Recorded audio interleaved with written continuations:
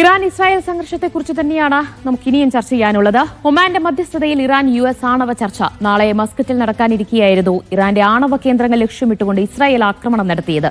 Iran ആണവായുധ ശക്തിയായാൽ അത് ഇസ്രായേലിന്റെ നിലനിൽപ്പിന് ഭീഷണിയാകുമെന്ന് അവർ ഭയക്കുന്നുണ്ടാകാം.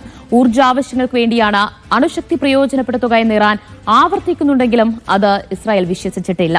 അണുബോംബ് ഉൾപ്പെടെ സൈനിക ആവശ്യങ്ങൾക്കായാണ് ഇറാൻ ആണവ പദ്ധതിയുമായി മുന്നോട്ട് പോകുന്നത് എന്നാണ് ഇസ്രായേലിന്റെ ആരോപണം. അതിന്റെ ഭാഗമായി തന്നെയാണ് ഇറാനിലെ ആണവ കേന്ദ്രങ്ങളടക്കം ലക്ഷ്യമിട്ട് കഴിഞ്ഞ ദിവസം ഇസ്രായേൽ ആക്രമണം നടത്തുകയുണ്ടായത്. പക്ഷേ അത് അത്രത്തോളം ഫലപ്രാപ്തിയിലെത്തിയിട്ടില്ല എന്ന് തന്നെയാണ് റിപ്പോർട്ടുകൾ വരുന്നത്. നമുക്ക് പ്രധാനപ്പെട്ട ഇറാനിലെ ആണവ കേന്ദ്രങ്ങളെക്കുറിച്ചാണ് അടുത്തതായി പരിശോധിക്കാൻ പോകുന്നത്. അതിൽ ഏറ്റവും പ്രധാനപ്പെട്ടത് അല്ലെങ്കിൽ ഇറാന്റെ ആണവ കേന്ദ്രങ്ങളുടെ ഹൃദയം എന്ന് വിശേഷിപ്പിക്കുന്നതാണ് നഥാൻസ് ആണവ കേന്ദ്രം. നഥാൻസ് ആണവ കേന്ദ്രം ലക്ഷ്യമിട്ട് തന്നെയായിരുന്നു കഴിഞ്ഞ ദിവസം ഇസ്രായേൽ ആക്രമണം നടത്തിയത്. ഇറാനിലെ പ്രധാന ആണവ കേന്ദ്രങ്ങളിൽ ഒന്നാണ്. യുറേനിയം സമ്പുഷ്ടീകരണം ഉൾപ്പെടെയാണ് ഇവിടെ നടക്കുന്നത്. അത് ഇറാൻ തലസ്ഥാനമായ ടെഹ്റാനിൽ നിന്ന് 220 കിലോമീറ്റർ മാറിയാണ് നഥാൻസ് ആണവ കേന്ദ്രം സ്ഥിതി ചെയ്യുന്നത്. ഈ ആണവ കേന്ദ്രത്തിന്റെ പ്രധാന ഭാഗവും സ്ഥിതി ചെയ്യുന്നത് അത് ആഴത്തിലുള്ള ഭൂഗർഭ നിർമ്മിതിക്കകത്താണ്, അതായത് ഭൂമിക്കടിയിലാണ്. അപ്പോൾ ഉയർന്ന തോതിൽ തന്നെയാണ് ഇവിടെ ആണവ പദാർത്ഥങ്ങളുടെ വേർതിരിക്കലും സമ്പുഷ്ടീകരണവും ഒക്കെ നടക്കുന്നത്.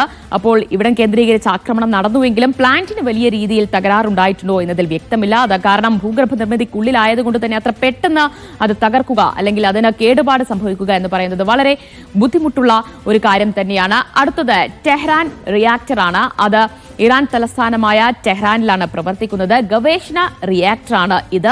1967 അമേരിക്കയാണ് ആറ്റംസ് ഫോർ പീസ് എന്ന പദ്ധതി, ആ പദ്ധതിയിൽ ഉൾപ്പെടുത്തിക്കൊണ്ട് ഇറാന് ഈ റിയാക്ടർ നൽകിയത്. ഇനി അടുത്തത് നോക്കിക്കഴിഞ്ഞാൽ ഇത് രണ്ടെണ്ണം കഴിഞ്ഞാൽ അടുത്തതാണ് ഫോർദോ ആണവ കേന്ദ്രം. ഈ ആണവ കേന്ദ്രം സ്ഥിതി ചെയ്യുന്നത് ടെഹ്റാനിൽ നിന്ന് ഏതാണ്ട് ഒരു 100 കിലോമീറ്റർ തെക്ക് കിഴക്ക് മാറിയാണ്. അവിടെ നടക്കുന്നത് പ്രധാനമായും യുറേനിയം സമ്പുഷ്ടീകരണം തന്നെയാണ്. നഥാൻസിനെ അപേക്ഷിച്ച ഇതിന്റെ ഈ ആണവ കേന്ദ്രത്തിന്റെ വലുപ്പം ഒരല്പം കുറവാണ് എങ്കിലും നഥാൻസിനെ പോലെ തന്നെ ഭൂഗർഭ നിർമ്മിതിക്ക് കീഴിലാണ്, ഭൂമിക്കടിയിൽ തന്നെയാണ് ഫോർദോ ആണവ കേന്ദ്രവും സ്ഥിതി ചെയ്യുന്നത്.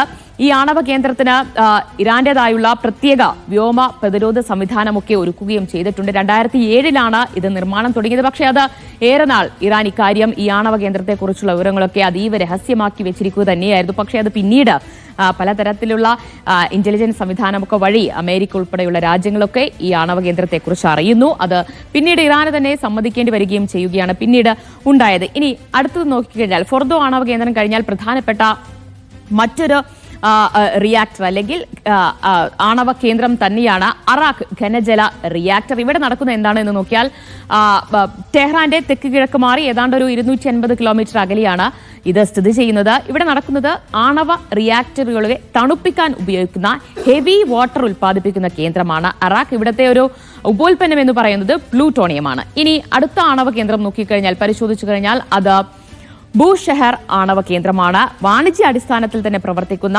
ഇറാനിലെ ഏക ആണവോർജ്ജ കേന്ദ്രമാണ് ബൂഷെഹർ. അത് തലസ്ഥാനമായ ടെഹ്റാനിൽ നിന്ന് ഏതാണ്ട് ഒരു 750 കിലോമീറ്റർ, അതായത് വളരെ ദൂരത്താണ് ഇത് സ്ഥിതി ചെയ്യുന്നത്. റഷ്യ നൽകുന്ന യുറേനിയം ഉപയോഗിച്ചാണ് ഈ ആണവ കേന്ദ്രത്തിന്റെ പ്രവർത്തനം. 1979 ഇതിന്റെ നിർമ്മാണം ആരംഭിക്കുന്നത്. ഇനി നമുക്ക് അടുത്ത ആണവ കേന്ദ്രം ഏതാണ് എന്ന് നോക്കിയാൽ അത് ഇസ്ഫഹാൻ ആണവ കേന്ദ്രമാണ്. ആണവ സാങ്കേതിക വിദ്യാ കേന്ദ്രമാണ്. അത് ടെഹ്റാനിൽ നിന്ന് 350 കിലോമീറ്റർ മാറിയാണ് സ്ഥിതി ചെയ്യുന്നത്. ആയിരക്കണക്കിന് ശാസ്ത്രജ്ഞരൊക്കെ ഇവിടെ ജോലി ചെയ്യുന്നുണ്ട്. ഇങ്ങനെ ഈ രീതിയിൽ ചെറുതും വലുതുമായ ആണവ കേന്ദ്രങ്ങൾ തന്നെയാണ് ഇറാന്റെ പല ഭാഗങ്ങളിലും ഉള്ളത്. ഈ രീതിയിൽ മറ്റ് ലോകരാജ്യങ്ങൾക്കറിയാവുന്ന ആണവ കേന്ദ്രങ്ങൾ അത് വളരെ കുറച്ചേ ഉള്ളൂ.